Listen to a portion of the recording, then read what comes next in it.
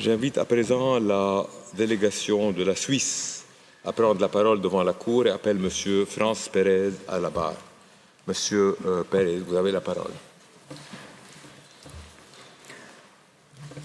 Monsieur le Président, Mesdames et Messieurs les membres de la Cour, c'est un honneur de me présenter devant vous au nom de la Confédération suisse.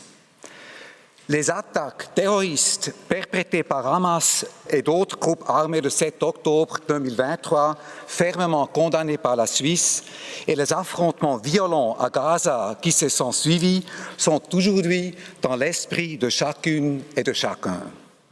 Ils contribuent à polariser plus encore les positions au sein de la communauté internationale et compromettent la perspective d'une solution négociée à deux États.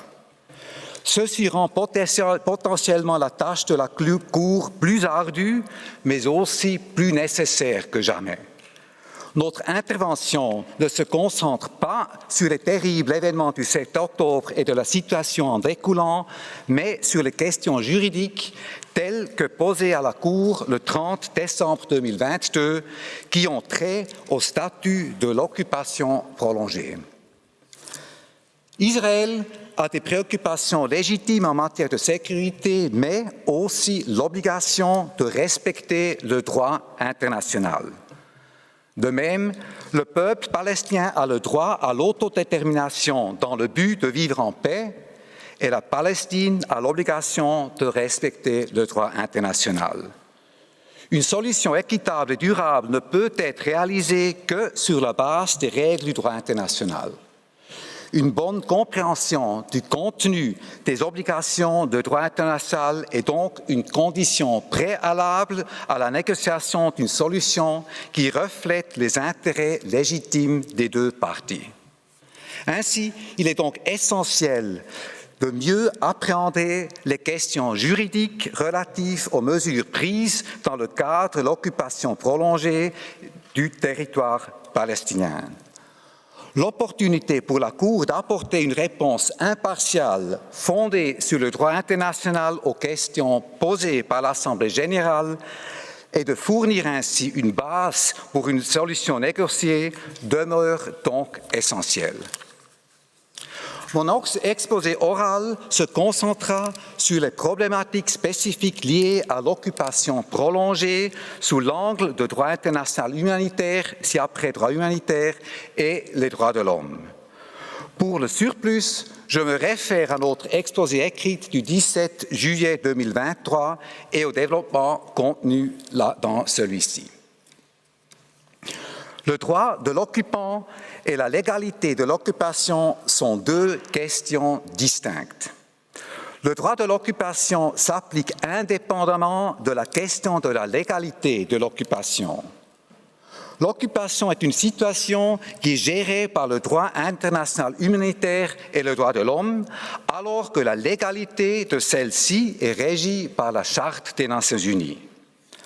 Le caractère potentiellement illégal d'une occupation ne doit pas remettre en question la séparation fondamentale entre ius ad bellum et ius in bello. Le droit de l'occupation continue donc de s'appliquer dans les territoires palestiniens indépendamment de la question de la légalité de l'occupation. En tant que tel, le caractère prolongé d'une obligation n'a pas incidence sur la conformité avec le ius in bello. Aucune disposition du droit humanitaire n'interdit une occupation prolongée. De plus, l'occupation prolongée demeure régie par le droit humanitaire, complété par les droits de l'homme, indépendamment d'une éventuelle annexion de facto. Il n'en demeure pas loin que l'occupation est entendue comme une situation temporaire. Une occupation qui se prolonge peut entraîner une tension entre, d'une part, l'obligation pour l'occupant de maintenir le statu quo ante et d'autre part, celle d'assurer le bien-être de la population occupée. C'est cette tension et ses conséquences juridiques que je souhaiterais approfondir dans le cadre de cet exposé oral. Pour ce faire, Je traiterai d'abord généralement du phénomène d'occupation prolongée et des défis qu'il pose sous l'angle du droit humanitaire et des droits de l'homme. J'analyserai ensuite 3 domaines concrets illustrant ces tensions et le besoin d'interpréter et d'appliquer le droit international contemporain d'une manière évolutive et systémique afin d'assurer protection et bien-être de la population. Les domaines concrets traités sont, premièrement, les compétences législatives et d'administration du territoire, deuxièmement, l'accès aux biens indispensables à la survie de la population et la protection de la vie digne, et enfin, l'usage de la force en territoire occupé. Permettez-moi donc d'aborder en premier lieu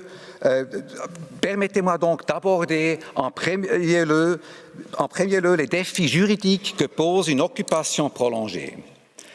Les règles du droit de l'occupation n'ont pas été développées pour réglementer des situations d'occupation de plusieurs décennies.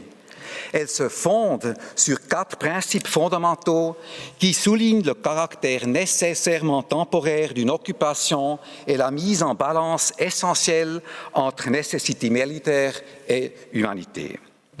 Premièrement, l'occupant n'acquiert pas la souveraineté sur les territoires qu'il occupe. Des mesures unilatérales remettant en cause le statu quo territorial ne sont jamais admissibles.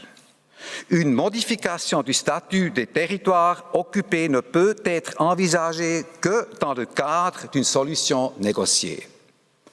Deuxièmement, l'occupant doit maintenir le statu quo ante et ne pas prendre de mesures qui pourraient entraîner des changements permanents, en particulier sur le plan social, économique et démographique. Et enfin, troisièmement, l'occupant doit maintenir la sécurité de l'ordre public dans les territoires occupés et administrer ces derniers dans le sorte d'assurer la protection et le bien-être des personnes protégées.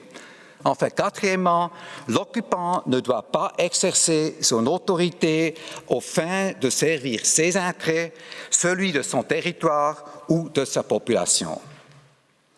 Dans le cadre d'une occupation prolongée, des tensions apparaissent entre ces 4 principes. Par exemple, le bien-être de la population civile pourrait nécessiter des changements au status quo. Dans ce contexte, il convient de distinguer des situations clairement illicites qui portent à l'atteinte du statu quo, comme notamment l'implantation de colonies, de celles où le status quo serait en réalité maintenu au détriment de la population du territoire occupé.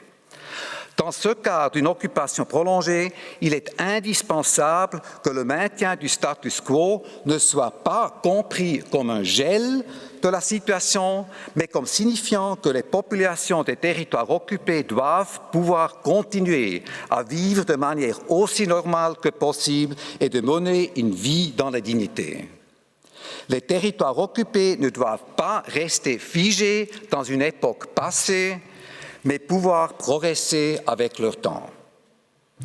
Pour aborder les tensions et défis juridiques propres à une occupation prolongée, il est important de rappeler la fonction et les buts du droit humanitaire sont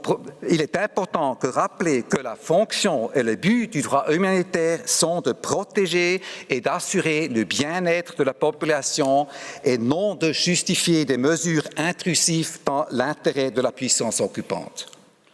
L'obligation de la puissance occupante d'assurer le bien-être de la population occupée appelle une interprétation en faveur de l'intérêt supérieur de la population vivant sous l'occupation.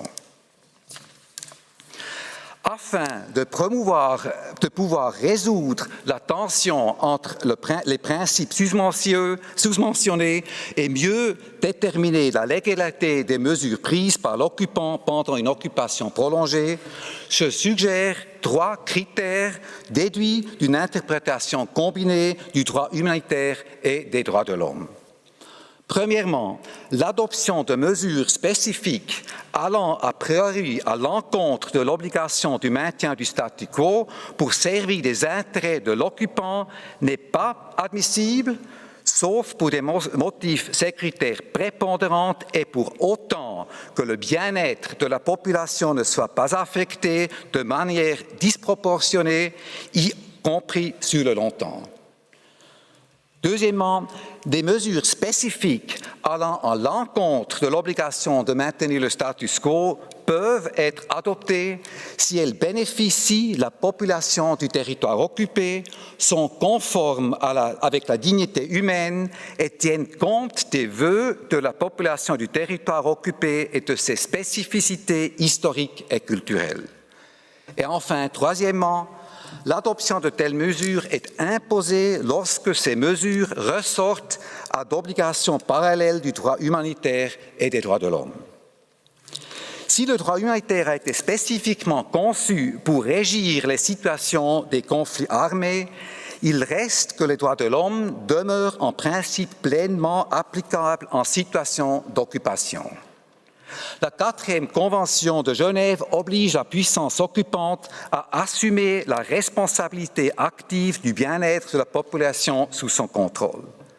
Cette obligation de protéger la population sous l'occupation et de promouvoir son bien-être se concrétise dans l'obligation de respecter, protéger et de réaliser les droits de l'homme de la population occupante. La qualification de droit humanitaire de lex specialis ne doit donc pas être entendue comme signifiant que celle-ci l'emporte sur les droits de l'homme. En principe, il n'y a pas de contradiction directe entre l'obligation découlant du droit humanitaire et des droits de l'homme. Au contraire, droit humanitaire et droits de l'homme se renforcent mutuellement. Ainsi, l'article 27 de la 4e Convention de Genève demande à ce que les droits fondamentaux des personnes protégées soient respectés en toutes circonstances. Il proclame le respect de la personne humaine et le caractère inaliénable de ses droits fondamentaux. En cas de l'occupation prolongée, la pertinence des droits de l'homme est d'autant plus significative. La logique du droit humanitaire vise à assurer dans l'immédiat les besoins minimaux essentiels pour la population et sa survie. Cette obligation doit être complétée par la nécessité d'assurer sur le long terme une vie digne. Ainsi, les équilibres entre droits humanitaires et droits de l'homme fluctuent au gré du caractère prolongé d'une occupation. Plus l'occupation se prolonge, plus le respect et la garantie des droits de l'homme sont importantes. Pour clore cette partie, je souligne que tous les acteurs exerçant un contrôle de facto sont aussi porteurs d'obligations à côté d'Israël. La pratique des organes onusiens reconnaît qu'au minimum, un acteur armé non étatique qui exerce les fonctions de type gouvernemental ou qui contrôle dans le fait un territoire et une population doit respecter et protéger les droits de l'homme des habitants. La Palestine, ayant notamment ratifié le pacte 1 et 2 des Nations Unies relatifs aux droits de l'homme et la Convention des Nations Unies contre la torture, a l'obligation positive de prendre toutes les mesures en son pouvoir et compatibles avec le droit international pour assurer aux personnes vivant dans ces parties et son territoire les droits garantis par la Convention. Israël et la Palestine ont l'obligation de coopérer et de se soutenir et non de s'affaiblir dans leurs efforts pour assurer le bien-être de la population. Les victimes doivent être en mesure de demander réparation pour les violations ou abus de leurs droits, quel que soit l'acteur à l'origine de leur grief. Afin d'assurer un respect effectif des droits de l'homme, les différents acteurs doivent coopérer en tenant compte du fait que l'ampleur de leur obligation variera en fonction notamment du contrôle qu'ils exercent et des ressources à leur disposition. Je viens maintenant au domaine concret, en commençant avec le domaine des compétences législatives et d'administration du territoire. En principe, En vertu du principe du maintien du status quo, l'occupant ne peut prendre des mesures entraîner des changements permanents, en particulier sur le plan social, économique et démographique. L'occupant doit rétablir et assurer autant qu'il est possible l'ordre de la vie publique en respectant, sauf empêchement absolu, les lois en vigueur dans le pays. Par contre, en vertu de l'article 64, paragraphe 2 de la 4e Convention de Genève, on peut déduire que l'occupant pourrait introduire de nouvelles lois si celles-ci sont indispensables pour assurer la sécurité de l'occupant, l'ordre et la vie publique et le respect du droit humanitaire. Bien que les droits de l'homme ne figurent pas dans l'exception au maintien du droit local, une lecture actualisée du droit humanitaire exige que le respect soit garanti. Ainsi, en cas d'occupation prolongée, l'obligation d'assurer l'ordre de la vie publique implique que l'occupant administre le territoire de sorte à assurer la protection et le bien-être des personnes protégées, soit non seulement respecter et protéger, mais aussi réaliser leurs droits, y inclut leur droit à une vie digne. Ceci nécessite qu'ils départissent donc du status quo. Monsieur le Président, Mesdames et Messieurs les membres de la Cour, l'adoption de mesures comme le régime de planification et zonage contredit les critères préalablement énoncés. En l'état, ce régime contribue à mettre en place un environnement coercif qui aggrave le risque de transfert forcé. Hormis que ce régime remet en cause le status quo territorial et démographique en favorisant les colonies israéliennes, il ne saurait trouver justification du fait des préoccupations sécuritaires car ils affectent d'une manière excessive le bien-être de la population et est discriminatoire. En cas d'occupation prolongée, l'occupant est tenu au contraire d'encourager l'aménagement et le développement du territoire occupé en priorité par l'entremise des autorités et institutions locales en faveur de la population locale. Cela nécessite, Monsieur le Président, Mesdames et Messieurs les membres de la Cour, une coopération avec les institutions locales, un soutien et un renforcement de ces derniers et non leur érosion.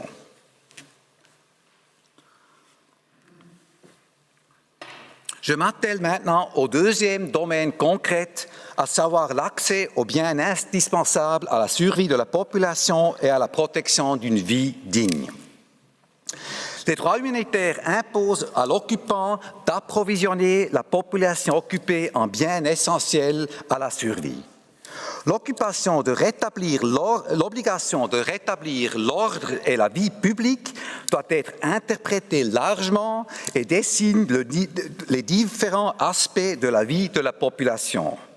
L'occupant est ainsi fondé à procéder à des changements allant a priori contre le statu quo aussi longtemps qu'ils sont nécessaires à l'amélioration de la vie locale. Comme indiqué ci-dessous, les conditions d'existence de la population sous occupation sont aussi régies par les droits de l'homme qui, notamment dans un contexte d'occupation prolongée, soutiennent et renforcent le droit humanitaire. L'occupant doit immédiatement assurer une jouissance minimale des droits économiques, sociaux et culturels et s'abstenir d'adopter des mesures qui limiteraient leur exercice. Ensuite, avec la prolongation de l'occupation, l'obligation de réaliser progressive entre en jeu. Elle exige que l'occupant assure plein exercice de ses droits dans le temps. De plus, en vertu du droit à la vie, l'occupant a l'obligation de générer des conditions d'existence conformes à la dignité humaine pour les personnes vivant sous sa juridiction. En bref, face à une occupation prolongée, le développement économique et social du territoire peut exiger des changements de long terme qui s'opposent au maintien du status quo. Cela crée évidemment des obligations à la fois pour Israël en tant que puissance occupante et pour les acteurs palestiniens. Monsieur le Président, Mesdames et Messieurs les membres de la Cour, Les mesures régressives et l'utilisation des ressources du territoire palestinien occupant les mesures régressives et l'utilisation des ressources du territoire palestinien occupé pour les besoins de l'occupant vont clairement à l'encontre des critères mentionnés précédemment.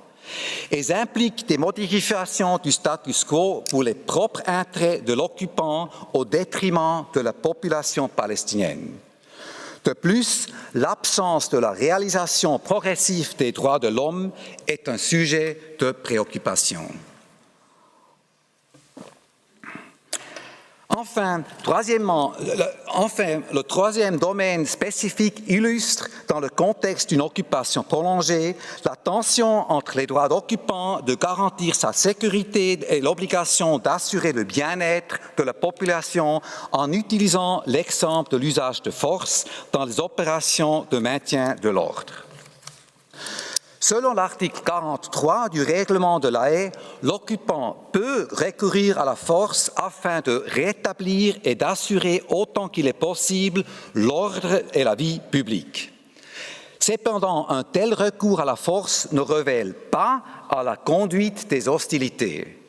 L'article 43 n'est autre qu'un renvoi aux règles de maintien de l'ordre qui révèlent les droits de l'homme et en particulier le droit à la vie. Le maintien de l'ordre repose sur trois principes: nécessité, proportionnalité et précaution.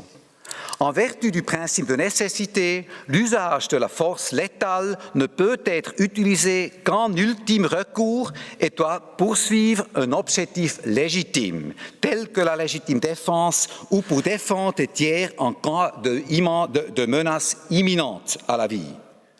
Ce critère d'imminence est strict et ne saurait autoriser un usage de force à titre préventif. De plus, le recours à la force doit toujours être individualisé. Une foule de manifestants ne peut être considérée en soi comme une menace à la vie. Par ailleurs, un usage différencié de la force doit être opéré si possible. Cela implique de fournir des équipements et des armes appropriées pour le maintien de l'ordre, y compris des canons à l'eau, des bâtons et des balles en caoutchouc. En vertu du principe de proportionnalité, le degré de force utilisé doit être strictement proportionnel à la gravité de l'infraction et à l'objectif légitime à atteindre. Des pertes incidentes ne sont généralement pas tolérées et la vie des personnes qui perturbent l'ordre doit être prise en considération pour la pesée des intérêts. En vertu du principe de précaution, les opérations de maintien de l'ordre doivent être planifiées avec l'objectif d'éviter le recours à la force létale. Tout ceci est loin d'une logique propre à la conduite des hostilités. Dans le contexte d'une occupation prolongée, le maintien de l'ordre est appliqué par défaut. Les situations hybrides de violence civile et hostilité devraient être bien plus rares que dans le contexte d'une occupation naissante. Les armes et les équipements mis à disposition des forces d'occupation ou de sécurité doivent être semblables à ceux auxquels recourent les États en temps de paix. L'utilisation d'armes de combat et le recours à des tireurs d'élite sont encore plus inappropriés pendant une occupation de longue durée. La militarisation des opérations de maintien de l'ordre doit être évitée. Ex ante, un cadre législatif et administratif adéquat doit être mis en place pour réglementer l'usage de la force et la formation des forces israéliennes doit être conforme aux standards internationaux de maintien de l'ordre. Ex post, tout usage de force létale doit faire objet d'une enquête effective afin d'assurer la reddition des comptes et, dans le cas de violation avérée des droits de l'homme, il exige une obligation de traduire les responsables en justice.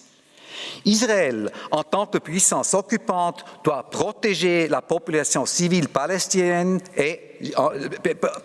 en Cisjordanie.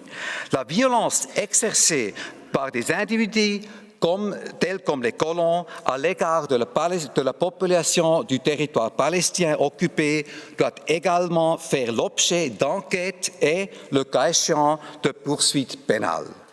L'obligation positive de protéger la population vis-à-vis des tiers est une composante essentielle de la droit à la vie.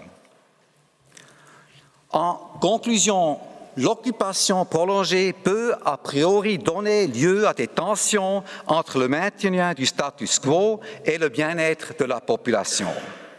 Ces tensions se résolvent à l'aune du droit humanitaire complété par les droits de l'homme.